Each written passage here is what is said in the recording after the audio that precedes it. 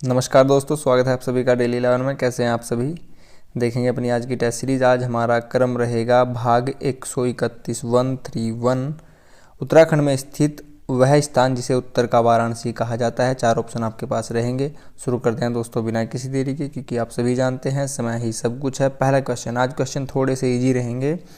बाणासुर का किला उत्तराखंड के किस जिले में स्थित है। आंसर आपने बता दिया होगा, चंपावत। चंपावत सबसे छोटा जिला है। स्थापना 1997 में की गई थी।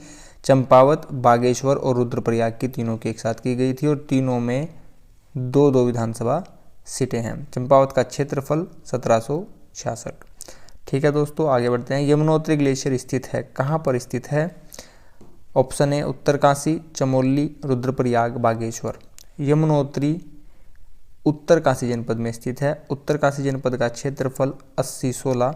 स्थापना 24 फरवरी 1960 में की गई थी। किससे निकाल कर की गई थी। अगर आप इसको उत्तराखंड का मैप मान लेते हैं तो उत्तरकाशी यहाँ पर है। इसकी स्थापना टिहरी से निकाल कर की गई थी। चमोली की स्थापना पौड़ी से निकाल कर की गई थी।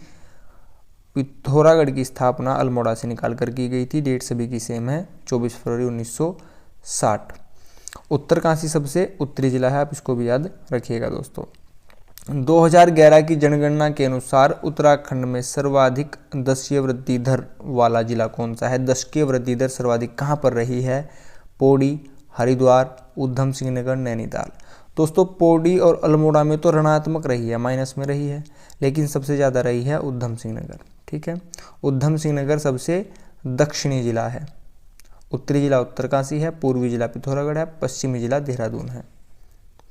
2011 की जनगणना के अनुसार उत्तराखंड की औसत साक्षरता, उत्तराखंड की औसत साक्षरता रही है दोस्तों 78%। ठीक है, अगर आप इस संख्या को उल्टा कर देते हैं, 78 का उल्टा करेंगे तो क्या होगा, 8 7 यानी कि 87%। ये रहेगी पुरुषों की। महिलाओं की कितनी रही है, 70%। ठीक है दोस्तों, आगे बढ़ेंगे।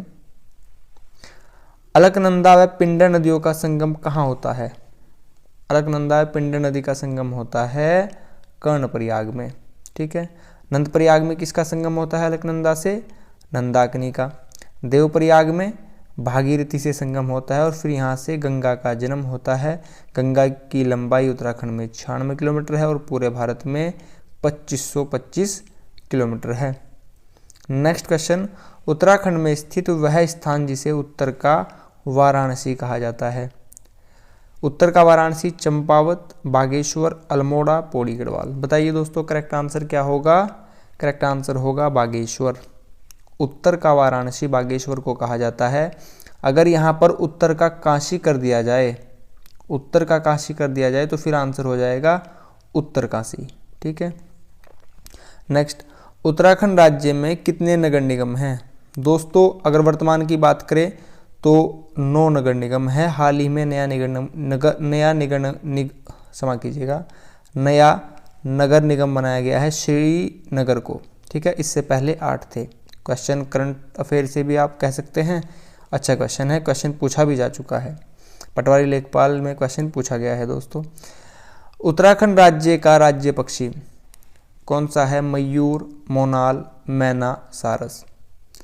सारस या क्रॉस तो उत्तर प्रदेश का है दोस्तों, तो यह तो आंसर नहीं होगा। आंसर है हमारा मोनाल। लोफोफोरस इम्पिजेंस आलू इसका प्रिय आहार है। उत्तराखंड राज्य में लोकसभा की कितनी सीटें हैं। जब भी हम करंट अफेयर का सेशन लेते हैं मैं आपको हर बार बताता हूँ, लोकसभा से 5 सीटें हैं।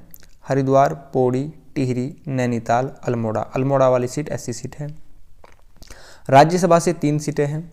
एससी की 13 सीटें हैं विधानसभा में, एसटी की 2 सीटें हैं। टोटल आरक्षण 15 हो जाता है। विधानसभा में 70 सीटें हैं। ठीक है, निर्वाचित सीटें हैं। जो एक एंग्लो इंडियन सीट थी उसको 104वें संविधान संशोधन द्वारा हटा दिया गया है। विधानसभा की बात आई है, विधानसभा अनुच्छेद 170 में, विधान परिषद अनुच्छेद 169 में। ठीक है दोस्तों, चीज़ों को याद रखिएगा। नेक्स्ट, उत्तराखंड भारत के 27वें राज्य के रूप में कब स्थापित हुआ। आंसर आप सभी जानते हैं, 9 नवंबर 2000 को। दोस्तों 1 नवंबर 2000 को किस राज्य की स्थापना हुई थी बताइए, छत्तीसगढ़। 15 नवंबर को झारखंड। इन चीज़ों को याद रखिएगा। आगे बढ़ेंगे। हिंदी से पहला क्वेश्चन है, निष्ठुर शब्द का संधि विच्छेद। संधि 3 प्रकार की बता रखी है मैंने आपको और स्वर संधि 5 प्रकार की। निष्ठुर देख लीजिए, निष्ठुर दोस्तों विसर्ग संधि है। विसर्ग संधि देख लीजिए, यहाँ पर आप देख पा रहे हैं नी प्लस ठुर, यहाँ पर जो 2 बिंदु हैं इनसे क्या बनेगा, पेट पटाशय आदाशय। ठीक है, आगे बढ़ेंगे। निम्नलिखित में शुद्ध वाक्य क्या है, पढ़ लीजिए। हवा ठंडी चल रही थी, नहीं दोस्तों। हमारे को, ये कोई शब्द नहीं होता, मेरे को, हमारे को। यह पुस्तक बड़ी सुंदर है, नहीं। यह पुस्तक बहुत सुंदर है, ऑप्शन डी हमारा यहाँ पर शुद्ध होगा। संधि से नेक्स्ट क्वेश्चन, पुष्प प्लस इंद्र में कौन सी संधि होगी। दोस्तों यहाँ पर पुष्प का अ और यहाँ पर प्लस ई से क्या बनेगा, ए बनेगा। किन्हीं 2 अक्षर से कोई तीसरा अक्षर बने तो गुण संधि होती है, और गुण संधि स्वर संधि का ही एक भेद है। स्वर संधि 5 प्रकार की होती है। ठीक है, नेक्स्ट, भाषा की सबसे छोटी इकाई कौन सी होती है। ध्वनि, वर्ण, व्यंजन, स्वर। व्यंजन तो नहीं होगी, स्वर भी नहीं होगा। बताइए करेक्ट आंसर क्या होगा, ध्वनि या फिर वर्ण। ऑप्शन बी करेक्ट होगा, वर्ण। नेक्स्ट, निम्नलिखित में से कौन सी बोली पूर्वी हिंदी के अंतर्गत शामिल नहीं है। नहीं को बहुत ध्यान से, भोजपुरी, बघेली, अवधी, छत्तीसगढ़ी। पूर्वी नहीं है, पूर्वी हिंदी नहीं है। बघेली भी पूर्वी हिंदी है, छत्तीसगढ़ी भी है, अवधी भी है।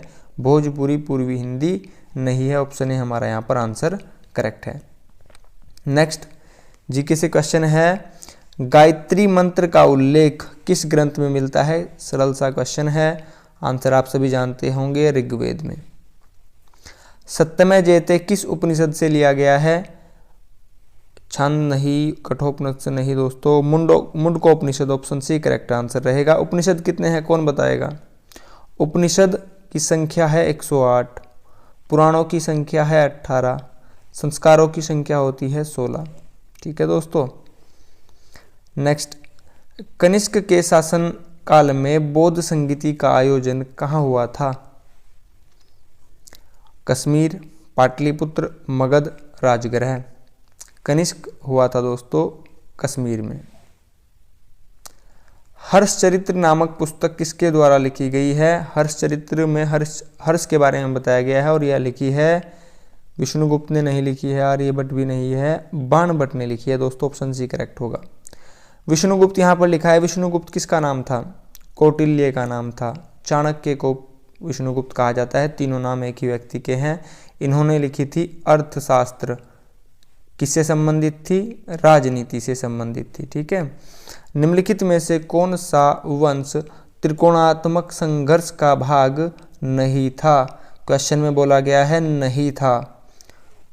बताइए त्रिकोणात्मक संघर्ष में कौन शामिल नहीं था। चोल शामिल नहीं थे दोस्तों। प्रतिहार, राष्ट्रकूट और पाल ये तीनों ही शामिल थे। गुलाम वंश का संस्थापक कौन था। बहुत ही सरल से प्रश्न है आज। गुलाम वंश का संस्थापक था दोस्तों कुतुबुद्दीन ऐबक। इसके बाद आएगा फिर इल्तुतमिश। हिंदी का पहला समाचार पत्र उद्दंत मार्तंड कहाँ प्रकाशित हुआ। दिल्ली, कलकत्ता, कानपुर, लखनऊ। हमारा यहाँ पर आंसर रहेगा कलकत्ता। मेरी बात ध्यान से सुनिए दोस्तों। अल्मोड़ा अखबार 1871 में निकाला गया था।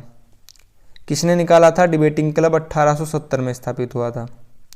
अगर आप इस 1870 में थोड़ा सा परिवर्तन कर दें, 8 का 7 और 7 का 8 कर दें, 1780, तो यह सन हो जाएगा उद्दंत मार्तंड का। जुगल किशोर इनसे संबंधित होंगे। तीनों ही सन में आप लिंक करके एक दूसरे को पढ़ सकते हैं। ब्रह्म समाज की स्थापना किसने की थी। ब्रह्म समाज केशव चंद्र सेन, राजा राम मोहन राय, स्वामी दयानंद सरस्वती, स्वामी विवेकानंद। ब्रह्म समाज की स्थापना की थी दोस्तों राजा राम मोहन राय। ऑप्शन बी हमारा यहाँ पर करेक्ट होगा। नेक्स्ट, रीजनिंग से क्वेश्चन है। दी गई संख्या आपको बताना है यहाँ पर क्या आएगा। आप यहाँ पर दोस्तों 1 मिनट का समय ले सकते हैं और बताइए करेक्ट आंसर क्या होगा। होप आप सभी ने आंसर बताया होगा। देखते हैं दोस्तों, यहाँ पर डबल सीरीज चल रही है। देखते हैं 12 और फिर यहाँ पर लिखा है 18 यानी कि +6। 18 के बाद 26 लिखा गया है +8, फिर यहाँ पर 36 लिखा गया है +10। फिर यहाँ पर आप क्या करेंगे देख लीजिए, पहले 6 जुड़े, फिर 8, फिर 10, 2 का अंतर आ रहा है, तो इस बार कितने जुड़ेंगे 12। 12 को प्लस कीजिए 36 में, आपका आंसर आएगा 48।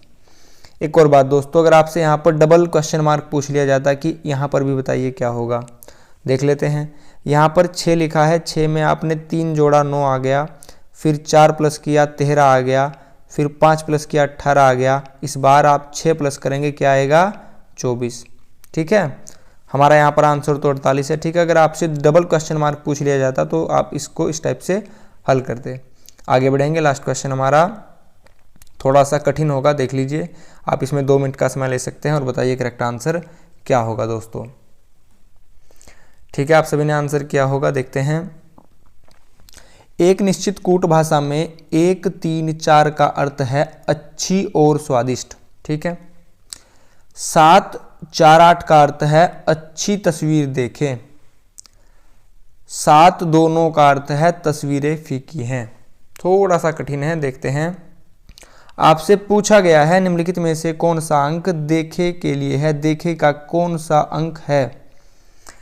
देखिए दोस्तों, पहले तो आप देख लीजिए तीनों वाक्यों में देखे कहाँ लिखा गया है, यहां पर लिखा गया है देखे। ठीक है, इसके लिए कोड क्या था, यहां पर था 4, 7, 8, यानी कि हमारा क्या आंसर होगा, या तो हमारा आंसर होगा 4 या फिर 7 या फिर 8। ऑप्शन पर चलते हैं। यहां पर 9 है, यहाँ पर 2 है, यहाँ पर 1 है। दोस्तों आंसर तो मिल गया, आंसर डी है, कुछ भी करने की आवश्यकता नहीं है, हमारा आंसर डी है।